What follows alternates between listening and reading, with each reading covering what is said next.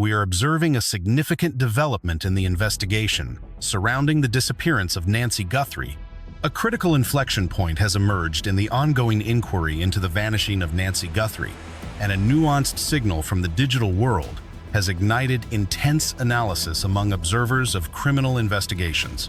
The focus sharpened when a communication surfaced on social media, authored by a former FBI agent whose background in federal investigations lent immediate credibility to her observation.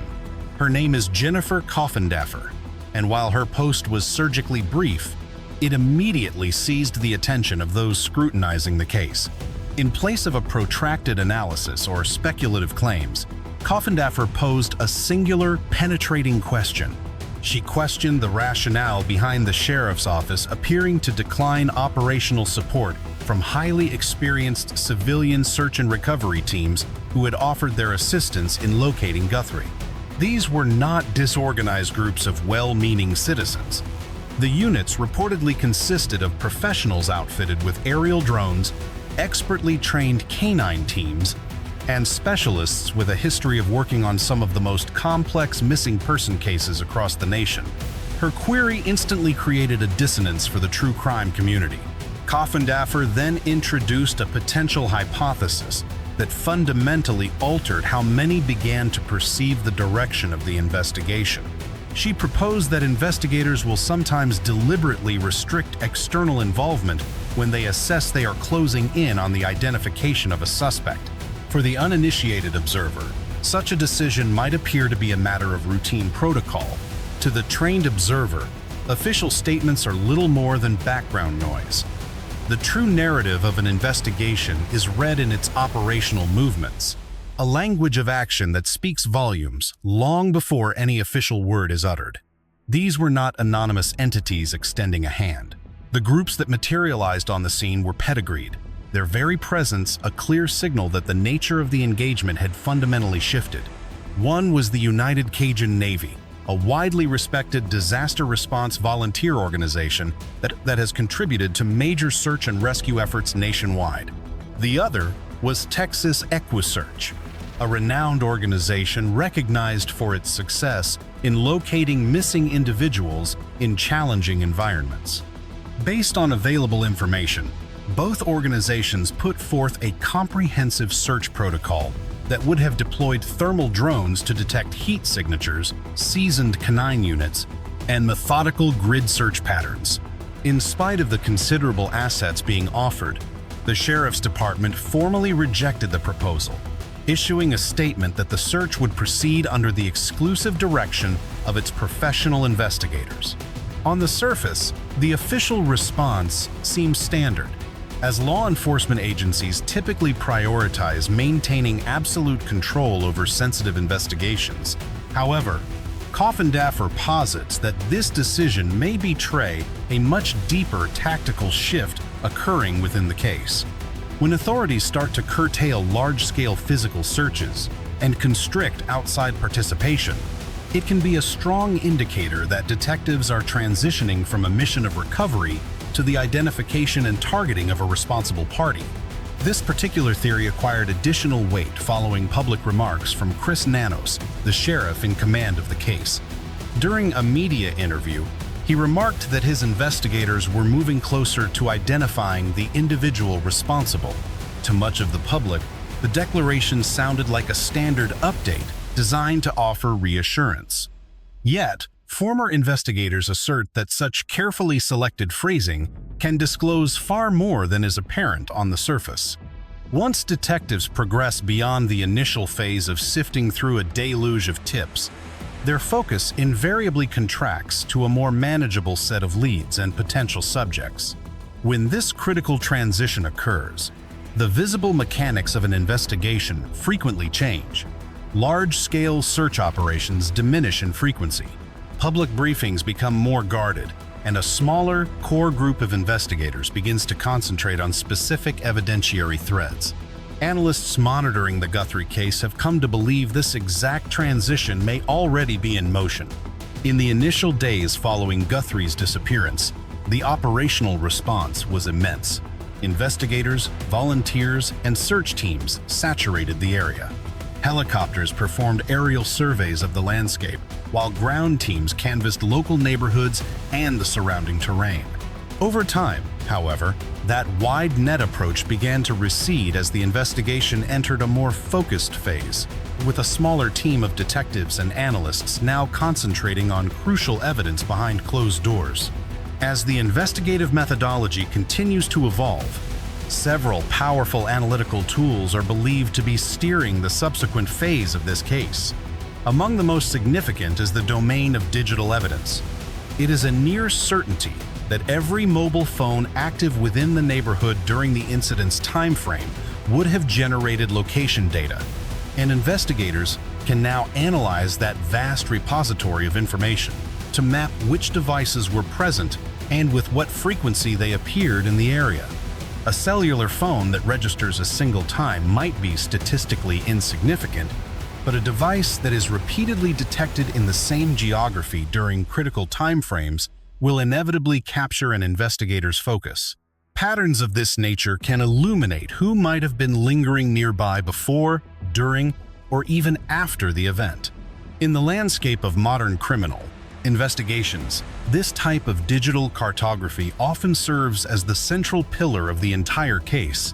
Another avenue of interest attracting considerable attention is centered on a backpack observed in surveillance imagery linked to the investigation. It has been reported that investigators have identified it as an Ozark Trail hiking pack, a product line predominantly sold through the retail channels operated by Walmart.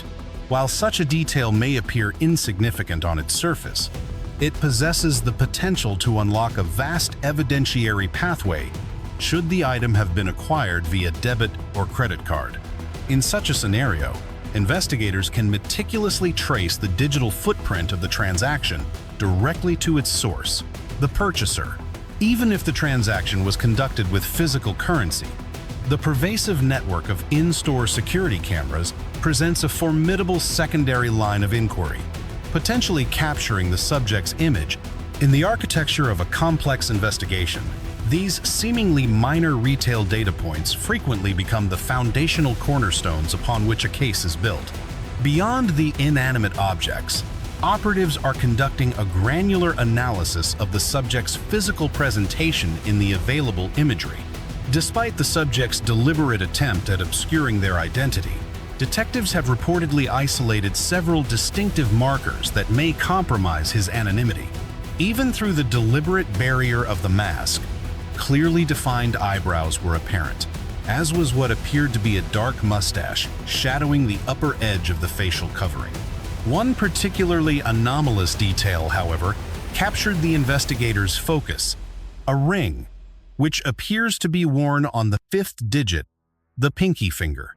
Sheriff Nanos later provided official confirmation that this specific detail had also been identified by detectives within the publicly disseminated images.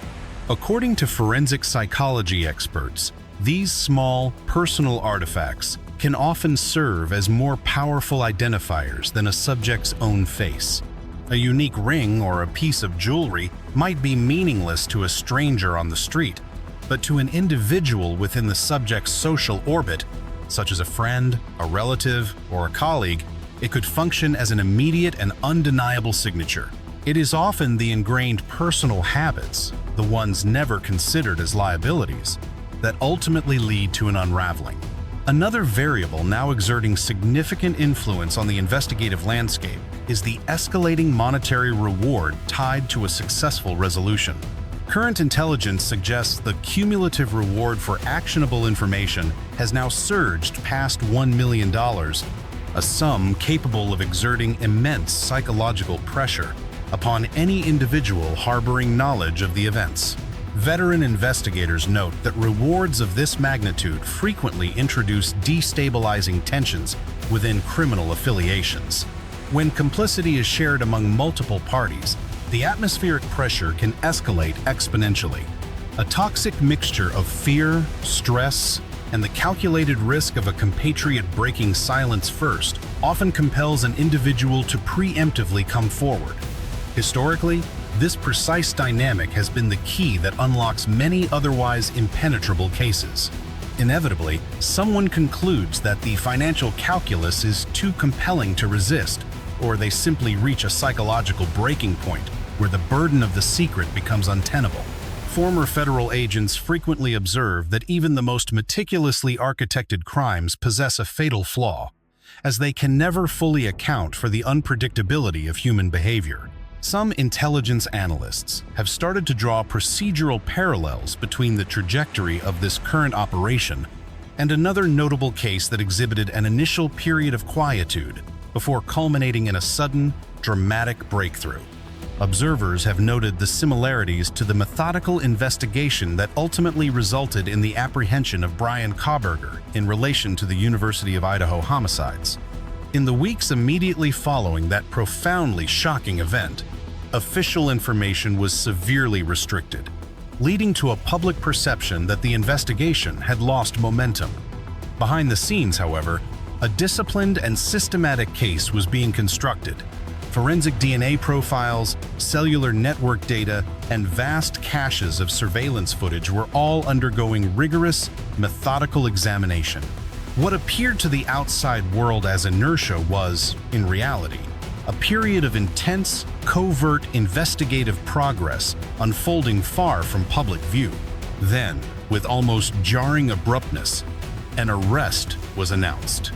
The strategic period of silence had afforded investigators the operational security needed to assemble an airtight evidentiary package before executing their move.